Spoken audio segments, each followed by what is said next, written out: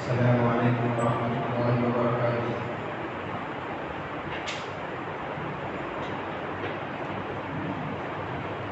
الحمد للہ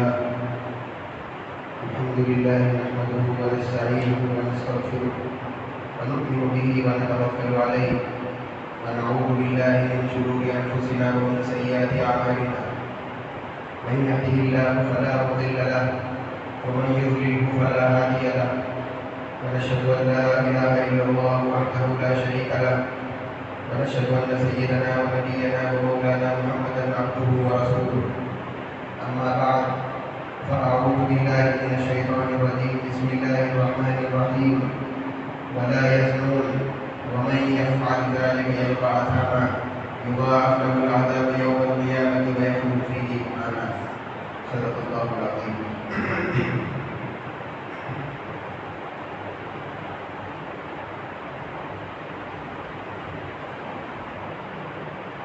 حضرات سامعین کرام، اللہ تبارک و تعالیٰ نے قرآن کریم کے اندر مومنین کی جو صفات بیان فرمائے ہیں، اس میں ایک صفت یہ بیان فرمائی کہ وہ لوگ زنا جیسا بدترین گناہ نہیں کرتے ہیں، اور جو آدمی زنا کا ارتکاب کر لیتا ہے تو وہ گناہوں کے اندر جا پڑتا ہے،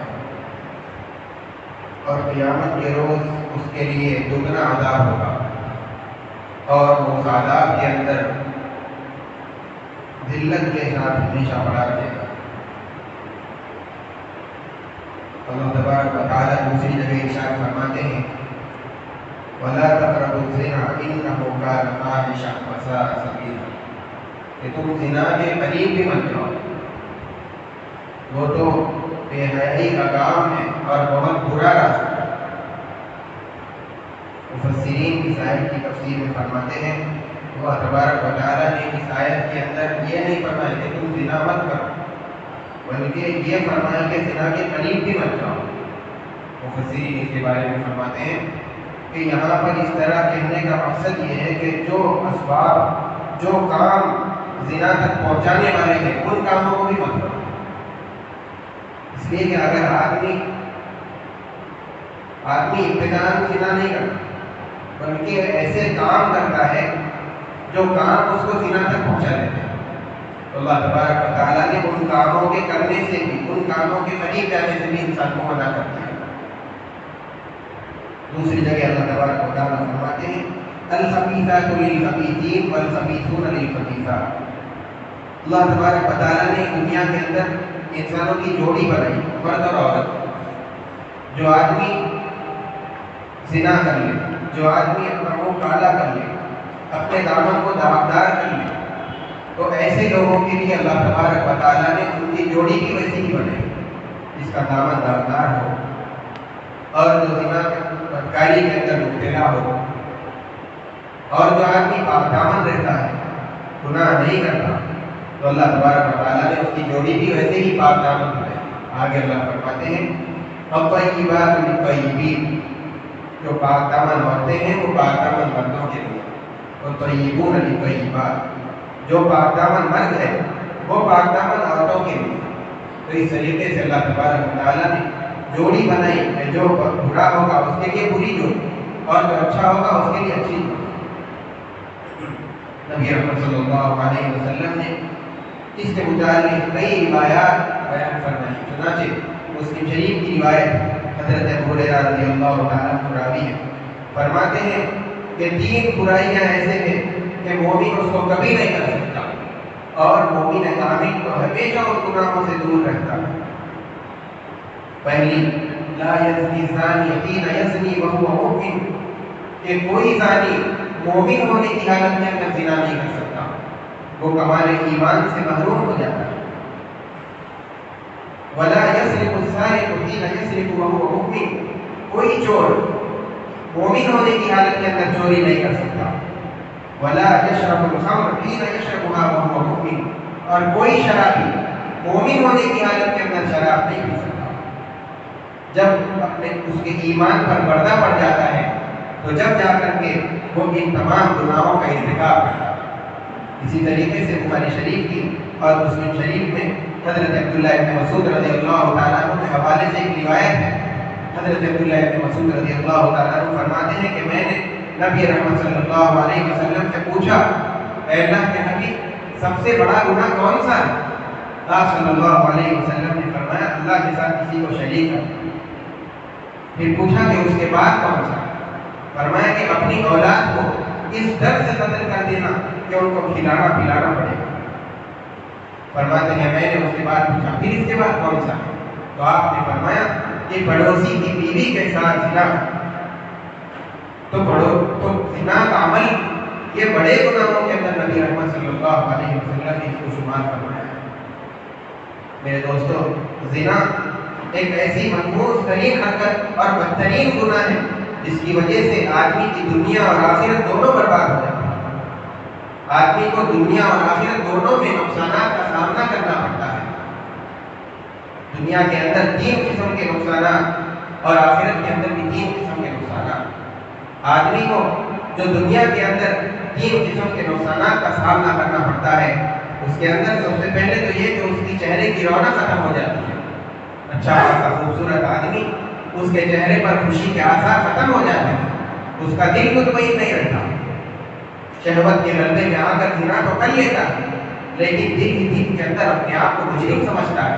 پھر اس کی وجہ سے اس کے چہرے سے جو رونق تھی وہ ختم ہو جاتی ہے اور ہمیشہ پریشان، اور اس کے آثار اس کے چہرے پر نمایاں ہوتے ہیں۔ دوسرا، اس کی رزق کا سلسلہ ختم کر دیا جاتا ہے، اور پھر دوسری روایت کے اندر فرمایا وَيُقْطَعُ الرِّزْقُ، اس کا سلسلہ بند کر دیا جاتا ہے۔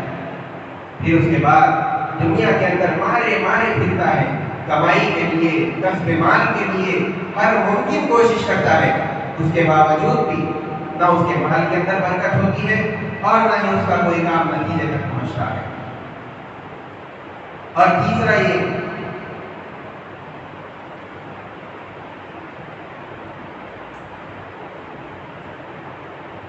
کہ اس کی عمر کم کر دی جاتی ہے، وہ اس طریقے پر کہ لوگ اس کی صحت بہت جلد گر جاتی ہے۔ اور اللہ تبارک و تعالیٰ کا ایک دستور ہے کہ اگر آدمی جائز طریقے سے نکاح کر کے ایک عورت سے ملتا ہے، جب 2 مرد اور عورت ملتے ہیں تو اس صورت کے اندر حلال طریقے پر ملنے کی صورت کے اندر اس کی صحت خراب نہیں ہوتی، لیکن اگر یہی عمل ناجائز طریقے سے اور غیر شرعی طریقے سے کیا جائے گا، گناہ کے طریقے سے کیا جائے تو اس کے اندر اللہ تو ناراض ہوں گے ہی، اس کی صحت بھی بہت جلد خراب ہو جاتی ہے۔ اور پھر آسمان اور زمین کے جو مخلوقات ہیں اس کے لیے بد دعا کرتے ہیں، جس کے نتیجے کے اندر اس کو بہت جلد موت آ جاتی ہے اور وہ مر جاتا ہے۔ یہ تو دنیا کے نقصانات ہوئے۔ آخرت کے اندر بھی اس کو 3 نقصانات کا سامنا کرنا ہے۔ سب سے پہلے سخط اللہ، یہ کہ اللہ کا غصہ اس پر ہوگا، اس نے بدکاری کر کے، زناکاری کر کے اللہ کی نافرمانی کی ہے اور اللہ کے حکم کو توڑا ہے۔ اب جب اللہ کے حکم کو توڑا ہے تو اس پر اللہ کا غصہ ہوگا، اللہ کی ناراضگی ہوگی۔ اللہ تبارک و تعالیٰ قیامت کے روز ایسے آدمی پر نظر رحمت نہیں فرمائیں گے، بلکہ اس پر تو اللہ کا غصہ ہوگا اور نظر غضب ہوگی، اور اس آدمی پر اللہ کا غضب ہوگا تو اللہ کے عذاب سے وہ بچ نہیں سکتا۔ اور دوسرا نقصان یہ ہوگا کہ اس کے ساتھ یعنی حساب سختی کے ساتھ بہت برا لیا جائے گا، اس کے بائیں ہاتھ کے اندر نام اعمال دیا جائے گا، اور اگر اللہ کے حساب کرتے ہوئے وہ فرشتوں کے عذاب کے فرشتوں کی گرفت میں اگر آ گیا تو پھر ان فرشتوں سے اس کو بچانے والا کوئی نہیں ہوگا۔ اور تیسرا نقصان اس کو یہ ہوگا کہ ہمیشہ کے لیے اس کو جہنم کے اندر ڈال دیا جائے گا، یعنی یہ کہ جب تک اس کا گناہ کا داغ اس سے مٹ نہیں جائے گا اس وقت تک اس کو جہنم کے اندر رکھا جائے گا۔ بخاری شریف کی روایت ہے، زانی مرد اور عورت کو اس طریقے کا عذاب دیا جائے گا۔ اس ہولناک عذاب کی ایک لمبی روایت کے اندر اس کا تذکرہ کیا گیا ہے اور بتلایا گیا کہ جو زانی مرد ہوں گے ان کو اس طریقے سے عذاب دیا جائے گا کہ ایک تندور ہوگا، اس کے اندر آگ دہک رہی ہوگی اور اس زانی مرد اور عورت کو اس کے اندر ڈالا جائے گا تو وہ ایسے ابلیں گے جیسے کہ ایک ہانڈی ہو اور اس کے اندر ترکاری اور سبزی جس طریقے سے ابلتے ہیں ویسے ہی یہ زانی مرد اور عورت اس تندور کے اندر ابلے. اور سب سے بڑی بات تو یہ ہے کہ یہ زنا کرنے کی وجہ سے ان پر جو داغ لگتا ہے، ہر ممکن کوشش کرنے کے باوجود بھی، کتنا عرصہ گزر جائے اس کے باوجود بھی یہ داغ کوشش کرنے کے باوجود بھی اسے نہیں ملتا. لوگ ان کی طرف برائی کے ساتھ اشارہ کرتے ہیں کہ یہ زانی مرد ہے، زانی عورت ہے. اگر وہ لوگ توبہ بھی کر لیں اس کے باوجود بھی معاشرے کے اندر کوئی شریف آدمی ان کو رشتہ دینے کے لیے تیار نہیں ہوتا. اور اگر اس عمل کی وجہ سے ان کو کوئی حمل ٹھہر جائے اور بچہ پیدا ہو جائے تو پھر اس کو بھی اس گناہ کی وجہ سے اس کو بھی معاشرے کے اندر بدنام کیا جاتا ہے، حالانکہ اس بچے کا اس کے اندر کوئی قصور نہیں. اور پھر جب وہ بچہ جوان ہو جائے تو اس کو رشتہ دینے کے لیے کوئی تیار نہیں. البتہ زنا بہت ہی بدترین گناہ ہے. آج معاشرے کے اندر جو وارداتیں پیش آ رہی ہے، ریپ کیسز ہے، زنا کے حادثات ہیں، اس کی بہت ساری وجوہات ہو سکتی ہیں. لیکن ہمارے ملک کے اندر ایک تو مسلمان رہتے ہیں، دوسرے غیر رہتے ہیں. اب غیر کے پاس تو کوئی پردہ نام کی کوئی چیز نہیں ہے، وہ تو جس طریقے سے چاہے جیسے چاہے بازاروں میں سڑکوں پر آ سکتے ہیں. لیکن ہماری مائیں بہنیں، ان کے لیے تو شریعت ہے، ان کے لیے تو صحابہ کرام کے اندر نمونے موجود ہیں. حضرت فاطمہ رضی اللہ تعالیٰ عنہ جب انتقال ہوا تو کہا، انتقال سے پہلے یہ بتلا دیا تھا کہ میرے جنازے کو ایسے وقت پہ اٹھانا، رات کے اندھیرے میں اٹھا کر کے مجھے قبر میں ڈال دینا تاکہ کسی غیر محرم کی نظر میرے جنازے پہ بھی نہ پڑے. یہ مثال اور اس طریقے کے بے شمار واقعات صحابیات کے ہماری ماؤں اور بہنوں کے لیے نمونہ ہے، اس کی پیروی وہ کر سکتی ہیں. آج بعض عورتیں، بعض بہنیں جو بازار میں جاتی ہے اور یہ سمجھتی ہے کہ ہم اپنا بدن برقعے سے چھپا لیں تو ہمارے لیے کافی ہے. چہرہ چھپانا ضروری نہیں، حالانکہ اس طریقے سے ان کے بدن کا چھپانا وہ ایک صدر ہے، پردے کی چیز ہے. اس طریقے سے ان کا چہرہ بھی پڑتا ہے، اس کو بھی چھپانا ضروری ہے، اس لیے کہ کسی غیر کی نظر اس پر پڑ سکتی ہے. اور آج کل بازار کے اندر جو برقعے ملتے ہیں، بازاروں کے اندر جو بکتے ہیں ایسے برقعے، اللہ اکبر، اس کے اوپر پہلے زمانے کے اندر بڑے حضرات جانتے ہیں کہ سیدھا سادہ کاغذ قسم کا برقع ہوتا تھا، ڈھیلا ڈھال. لیکن آج کل جو مل رہے ہیں اس کے اوپر نقش و نگار کیے ہوئے پھول، پتے اور اس طریقے سے رنگ برنگے برقعے. جب عورت کو پہن کر نکلے گی بازار کے اوپر، جو نہیں دیکھتا ہے وہ بھی دیکھے گا. اسی لیے پردے کا اہتمام کرنا ہے تو ایسے برقعے پہنو کہ جس سے ہمارا بدن بھی ڈھک جائے اور پردہ بھی ہو جائے. اور پھر ایسے برقعے تنگ، چست اور بدن سے لگے ہوئے کہ بدن کا ایک ایک حصہ اس کے اندر سے نظر آ رہا ہے، تو پھر ایسے برقعے پہننے کا کیا فائدہ. اس لیے پردہ برقع پہنیں گے تو ایسا برقع پہننا ہے کہ جس سے جو ڈھیلا ڈھالا ہو اور سیدھا سادہ ہو، اس کے اندر کوئی ایسی چیز نہ ہو کہ غیر اس کی طرف متوجہ ہو. سیدھا سادہ برقع ہونا چاہیے اور پھر اپنے چہرے کو بھی چھپانا چاہیے. یہ بات تو ہو گئی عورتوں کے متعلق. اور دوسری بات ہے نوجوانوں سے متعلق. میں نے کئی مرتبہ دیکھا ہے، اگر کوئی لڑکی سڑک کے کنارے سے چل رہی ہو اور گاڑی پر سے کوئی نوجوان جا رہا ہو، جاتے جاتے اس کو پلٹ کے دیکھتا ہے. بھائی آپ کو دیکھنے کی کیا ضرورت ہے؟ اپنی نظر کی حفاظت کرنا. نبی رحمت صلی اللہ علیہ وسلم کے پاس ایک مرتبہ ایک صاحب آئے، آ کر کے کہنے لگے کہ اللہ کے نبی آپ جو کہیں گے میں ہر چیز قبول کرنے کے لیے تیار ہوں، لیکن مجھے ایک چیز کی اجازت دے دیجیے، مجھے زنا کرنے کی اجازت دے دیجیے. اس کے علاوہ جو اعمال آپ کہیں گے، جتنی باتیں آپ کہیں گے میں کروں گا، سب کو قبول کروں گا. لیکن صحابہ فرماتے ہیں کہ ہم غصے میں آ گئے، ہم تیار تھے کہ اس کو ماریں، لیکن نبی رحمت صلی اللہ علیہ وسلم بالکل اطمینان کے ساتھ آپ نے اس آدمی سے پوچھا کہ اے فلاں، کیا تم یہ پسند کرتے ہو کہ تمہاری ماں کے ساتھ زنا کیا جائے؟ اس نے کہا کہ نہیں، میں اس بات کو پسند نہیں کرتا. نبی رحمت صلی اللہ علیہ وسلم نے پھر پوچھا کہ کیا تم اس بات کو پسند کرتے ہو کہ تمہاری بہن کے ساتھ زنا کیا جائے؟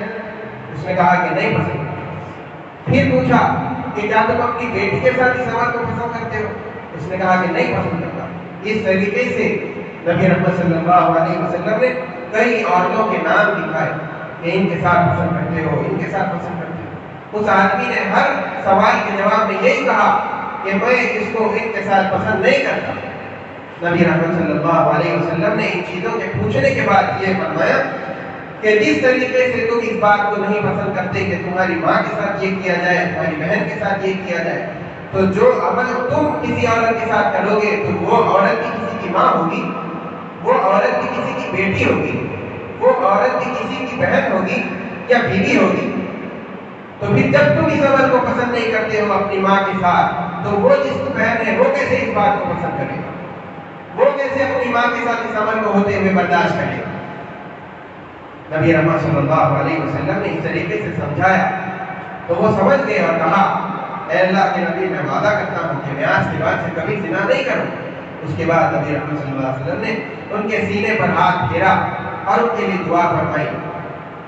الغرض مردوں کی بھی کچھ ذمہ داری ہے، اور فرمایا کہ اللہ کے نبی صلی اللہ علیہ وسلم کو اللہ تبارک و تعالیٰ نے حکم دیا، قل للمؤمنین یغضوا من ابصارہم ویحفظوا فروجہم۔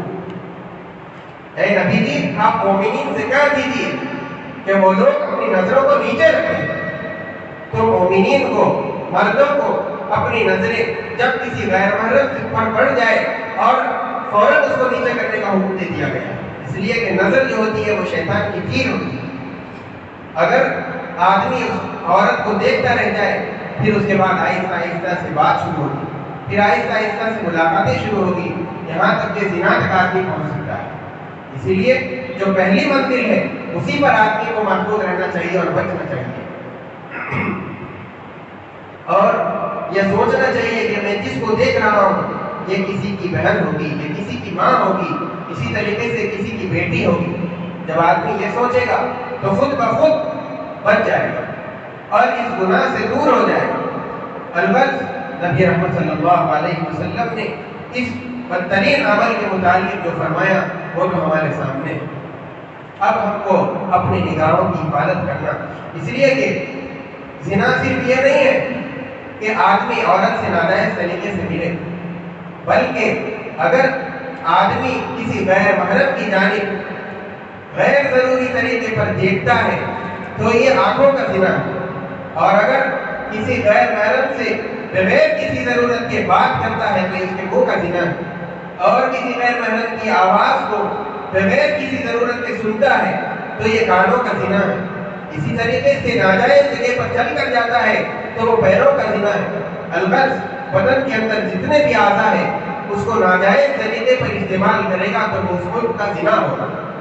اس لیے اپنے بدن کے ہر عضو کا، ہاتھ ہو، کان ہو، آنکھ ہو، تمام کی حفاظت کرنا ہے۔ اللہ تبارک و تعالیٰ سے دعا ہے کہ ہم تمام کو اپنے اعضاء کی جائز طریقوں میں استعمال اور ناجائز طریقوں سے اجتناب کی اللہ ہم کو توفیق عطا فرمائے اور تمام گناہوں سے ہماری حفاظت فرمائے۔ وآخر دعوانا الحمدللہ رب العالمین۔